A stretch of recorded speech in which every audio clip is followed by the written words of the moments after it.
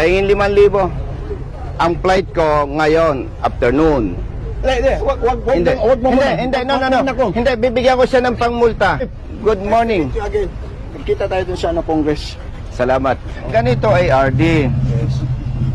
Una sa lahat, hindi natin pwedeng ipagtanggol yung mali.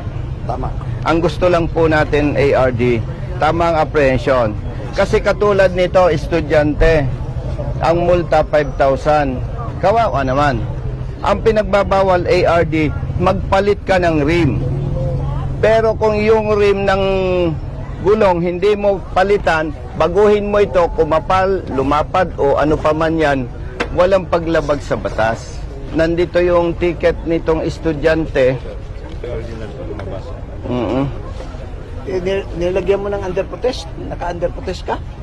Pag kayo hindi kontento sa paghuli ng ating mga law enforcers o sa traffic enforcers, lagyan nyo dito under protest. Karapatan nyo yan. ARD, Yeah. hindi natin pwede ARD na asahan na lahat ng mga motorista marunong. Dapat ang unang marunong po, enforcer natin.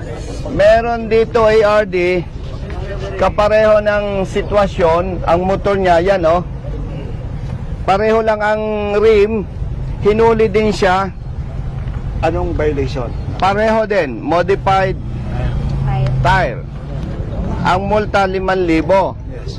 Pero hindi ko alam ARD, sino sa office ninyo ang nag-advise na maggawa ng affidavit of mechanic. Pag binasa po natin yung affidavit niya, walang ipinag-usapan na ginajustify yung sinasabing violation. Ang sinasabi dito, hindi niya kayang bayaran yung 5,000. Ibig sabihin, kung punto por punto, hindi ito valid ang justification. Tama po, sir. Tama po? Yes, sir. Pinagbayad siya ARD ng 2,000 lang without valid justification. Ang hinahabol namin dito on behalf of the rider, kung tama ang huli, huwag nating bigyan ng consideration. The problem is, mali ang huli, pinagmulta pa ng 2,000. Yan ang ebidensya.